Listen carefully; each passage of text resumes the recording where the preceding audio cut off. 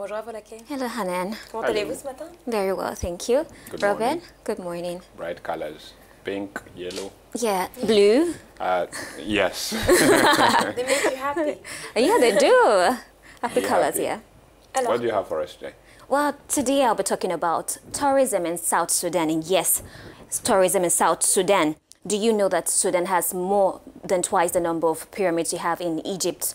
And when mentioned Sudan, most tourists would admit to dismissing it to some war-torn zone or some barren deserts plagued with refugee crisis and the ongoing civil war in the new Republic of South Sudan following a North-South split in 2011. And even now, Sudan citizens have been listed in the division travel ban put in place by Trump's administration.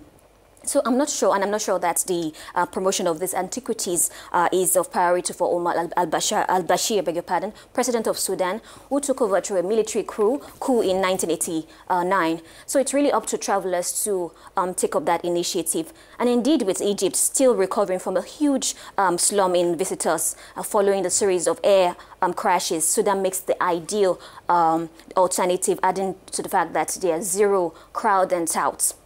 alors pourquoi les pyramides sont-elles And why are the pyramids here? Well, from 3,100 to 2,890 BC, Egyptian pharaohs sent their army south along the Nile in search of gold granites to make their statues, ostrich feathers, and slaves. Reaching far south in Jebel Bakar, a small mountain north of Khartoum, they built forts and later on temples along the route to demonstrate their dominance over the Nubians, an ethnic group in Sudan. So the conquered region later became known as the Kush, and the Kushites adopted the aspects the culture of the Egyptian culture, from the gods to the gleams.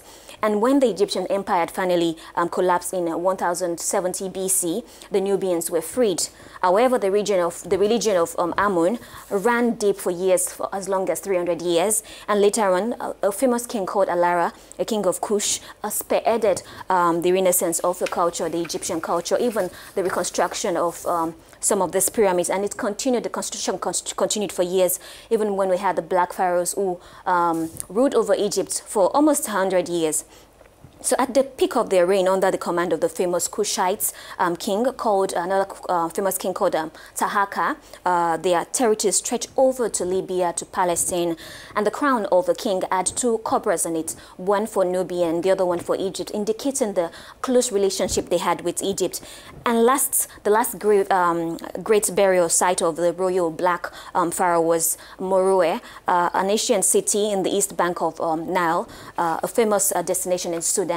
And it's just like a 9-hour drive to Celeb, another ancient city. It's actually worth it because in here you have over 200 pyramids spread over 3 sites, and in between, among these pyramids, you have 43 UNESCO listed pyramids. Some tourists have attested to the site of elephants, giraffe, gazelles, a check proof that this place was once covered by lush grassland, in which the fertile land was used to allow the Kushite to grow some sorghum and barley. The Kush Empire was in decline in 300 AD, dwindling agriculture, and the raid in Ethiopia and by Rome, I beg your pardon, brought about the end of the rule.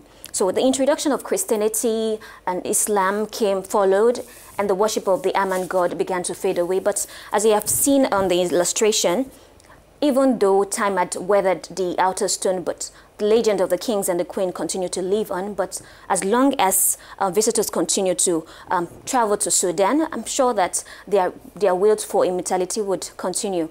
And that does it for me this week. Hope to join us again same time next week for another edition of Travel on the Morning Call.